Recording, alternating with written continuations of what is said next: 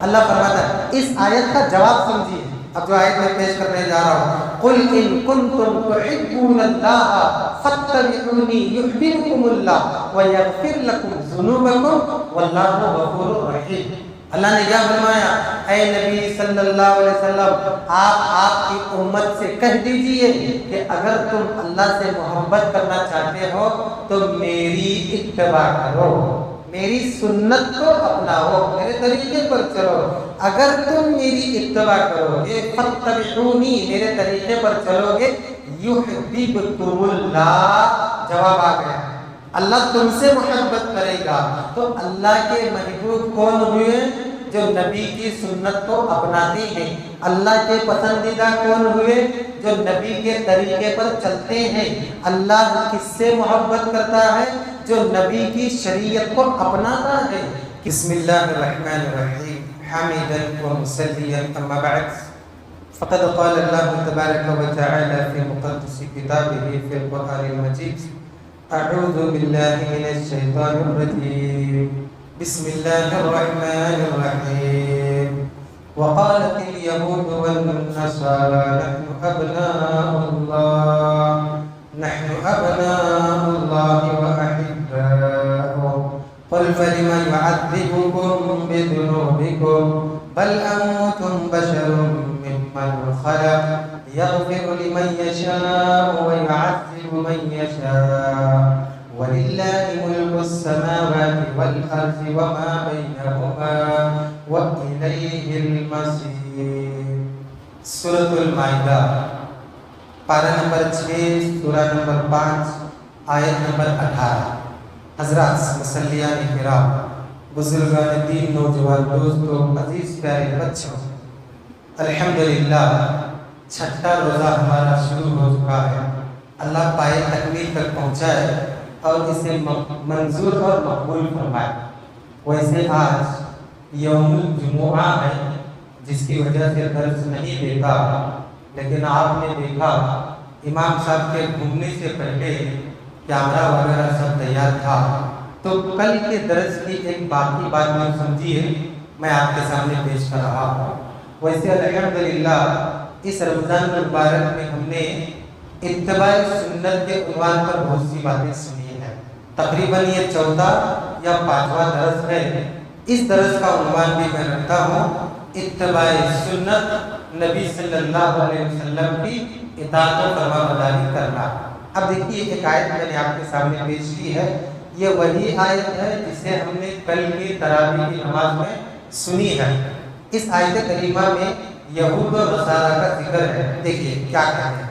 اللہ تبارک و تعالی فرماتا ہے وقالت اليهود والنصارى نحن ابناء الله واحباؤه، اور یہود اور نصارہ کہتے ہیں کہ ہم اللہ کے بیٹے ہیں اور اس کے محبوب ہیں.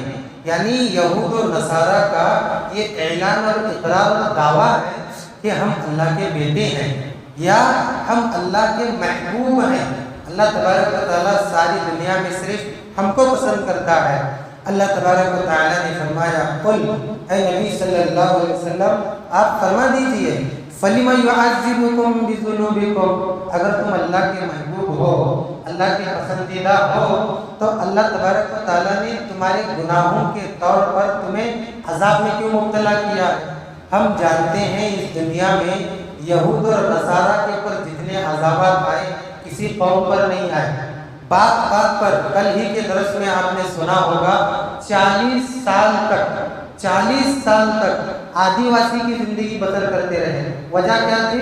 نافرمانی. تو اللہ نے کہا اے نبی آپ ان سے کہیے اگر آپ اللہ کے محبوب ہیں تو اللہ نے تمہارے گناہوں کے سبب تمہیں عذاب میں کیوں مبتلا کیا ہے؟ بل انتم بشر ممن خلق، بلکہ تم بھی اللہ کے مخلوق میں سے ایک انسان ہو، اللہ کے بیٹے نہیں ہو. اللہ کا نہ بیٹا ہے، نہ بیٹی ہے، نہ ماں ہے، نہ باپ ہے، نہ بیوی ہے، نہ ہی کوئی اس کا رشتہ دار ہے، نہ ہی کوئی اس کا پارٹنر ہے. اس بات کو سمجھانے کے لیے اللہ نے ایک بہترین مختصر سورہ ہی نازل فرما دیا ہے. ہم سب کو یہ سورہ مع ترجمہ یاد ہونا چاہیے. کون سا ہے وہ سورہ؟ سورۃ الاخلاص. قرآن مجید میں 3 سورے ایسے ہیں کہ کہ جن کے نام الگ ہیں اس میں ان کا نام آتا ہی نہیں ہے. تو اللہ کا نہ بیٹا ہے نہ بیٹی ہے، کوئی نہیں ہے. تمہارا یہ دعویٰ ہے کہ تم اللہ کے بیٹے ہو، تم اللہ کے بیٹے نہیں ہو سکتے. اچھا، جہاں تک تم اللہ کے محبوب ہونے کا دعویٰ کرتے ہو، اگر تم اللہ کے پسندیدہ ہوتے تو جگہ جگہ پر اللہ نے تم کو عذاب میں مبتلا کیا ہے. کیوں کیا ہے؟ ایک چاہنے والا ایک چاہنے والے کو سزا دیتا ہے، ایک چاہنے والا ایک چاہنے والے کو عذاب میں مبتلا کرتا ہے. پھر اللہ نے آگے فرمایا یغفر لمن یشاء ویعذب من یشاء. اللہ جسے چاہتا ہے معاف کر دیتا ہے اور جسے چاہتا ہے عذاب میں مبتلا کر دیتا ہے. وَلِلَّهِ مُلْكُ السَّمَاوَاتِ وَالْأَرْضِ وَمَا بَيْنَهُمَا. اللہ ہی کی ملکیت ہے جو کچھ آسمان اور زمین میں ہے، اور آسمان اور زمین دونوں بھی ملکیت اللہ تبارک و تعالیٰ کی ہے. وَإِلَيْهِ الْمَصِيرُ. ہم سب کو اسی کی طرف لوٹ کر جانا ہے، سب کا ٹھکانہ اسی کی طرف ہے. قیامت کے دن اللہ تبارک و تعالیٰ سب کو میدان محشر میں جمع کرے گا. اس آیت کریمہ کے اندر یہود و نصارہ کا دعویٰ ہے کہ وہ اللہ کے بیٹے ہیں، تردید ہو گئی. وہ اللہ کے محبوب ہے، اللہ نے عذاب دے کر ان کے گناہوں کے سبب یہ بات ثابت کر دیا کہ تم اللہ کے محبوب نہیں ہو سکتے. آپ لوگ سوچ رہے ہوں گے ابھی اس میں اتباع سنت کی بات کہاں سے آنے والی ہے؟ یہود و نصارہ کی بات ہو رہی ہے. یہود اور نصارہ اللہ کے محبوب کیوں نہیں ہو سکتے؟ بہت بڑا سوال ہے. کیوں نہیں ہو سکتے؟ اس لیے کہ انہوں نے بات بات پر نبیوں کی تکذیب کی ہے، نبیوں کو جھٹلایا ہے، نبیوں کی نافرمانی کی ہے. یہاں تک کہ بنی اسرائیل جو اصل یہودی ہیں، یہودی کا ایک پورا قبیلہ ہے، اور بنی اسرائیل میں سے کچھ یہودی بنے کچھ نصرانی بنے.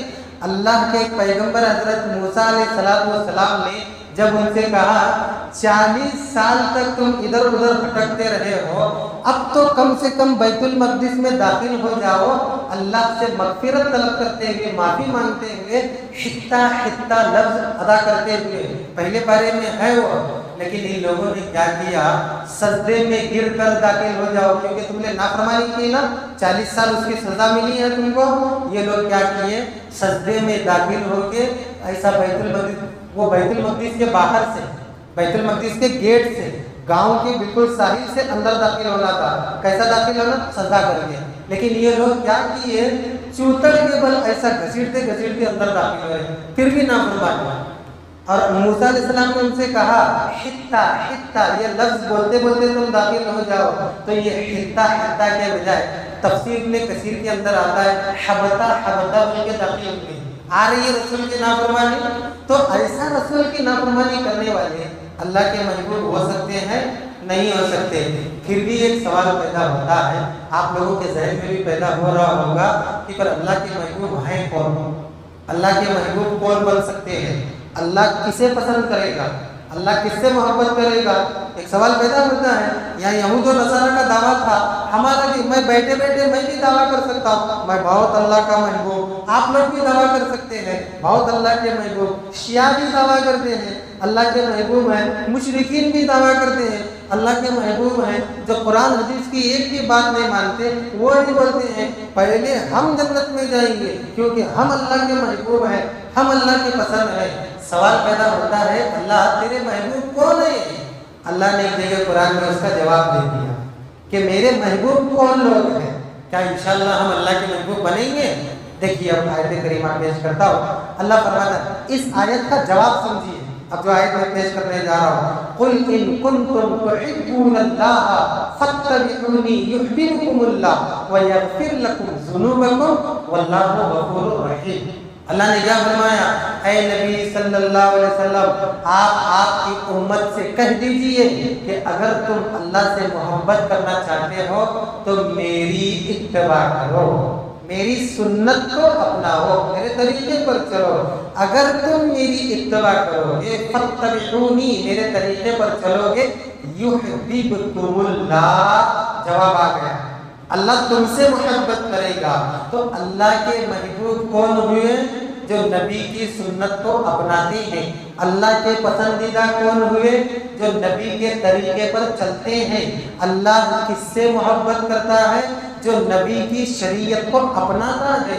کسی کا اگر دعویٰ ہے میں اللہ کا محبوب ہوں، میں فجر کی نماز پڑھا میں اللہ کا محبوب بن گیا، رمضان کے روزے رکھا میں اللہ کا محبوب بن گیا، زکوٰۃ ادا کیا میں اللہ کا محبوب بن گیا، میں بہت نیکیاں کرتا ہوں اللہ کا محبوب بن گیا، کیسا کرتا ہے تب جا کر اللہ کا محبوب بنتا ہے۔ یہ جو لفظ کیسا ہے اس کا جواب ہے قرآن میں، قل ان کنتم تحبون اللہ، اے نبی ایسا سب کہنے والوں کو آپ کہہ دیجئے کہ جو اللہ سے محبت کرنے کا دعویٰ کرتے ہیں میری اتباع کریں۔ اگر تم میرے طریقے پر چلو گے اللہ تم سے محبت کرے گا، صرف محبت نہیں کرے گا، ایک فائدہ بھی ہے اس کا، بہت بڑا فائدہ۔ میں سمجھتا ہوں کہ اس سے بڑا فائدہ کچھ بھی نہیں ہے۔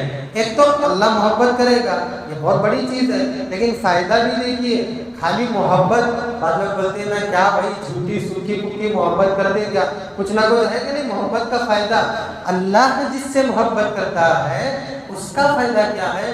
یغفر لکم ذنوبکم، اٹھتے بیٹھے گناہ ہو سکتا ہے، سوتے جاگتے گناہ ہو سکتا ہے، ہر وقت انسان سے گناہ غلطیاں ہوتی ہیں کہ نہیں، انسان غلطیوں کا پتلا ہے۔ اللہ اطاعت کی وجہ سے جس سے محبت کرے اس کے گناہوں کو معاف کر دیتا ہے، اس کی غلطیوں کو معاف کر دیتا ہے۔ کیوں؟ یہ میرے نبی کے راستے پر چلنے والا ہے، اس کی وجہ سے میں اس سے محبت کرتا ہوں۔ میں جس سے محبت کرتا ہوں اس کے نام عمل میں گناہ نہیں ہونی چاہیے، اس کے نام عمل میں غلطیاں نہیں ہونی چاہیے، اس کے نام عمل میں جرم نہیں ہونا چاہیے، اللہ مٹاتے رہتا ہے۔ سبحان اللہ، کتنا بڑا فائدہ ہوا۔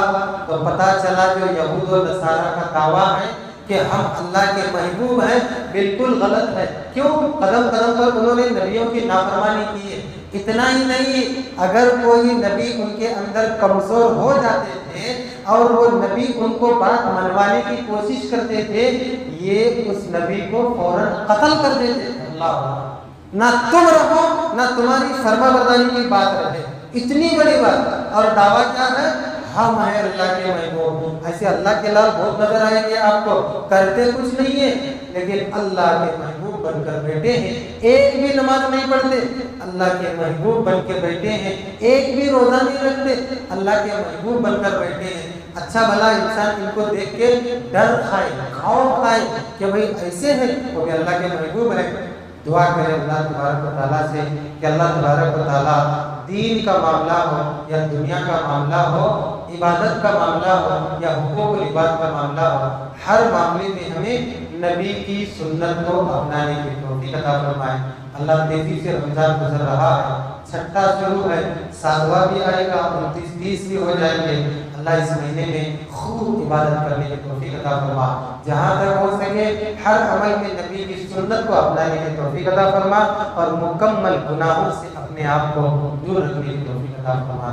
آمین ثم آمین۔ سبحانک اللہم ربنا وبحمدک، اشہد ان لا الہ الا انت، استغفرک و اتوب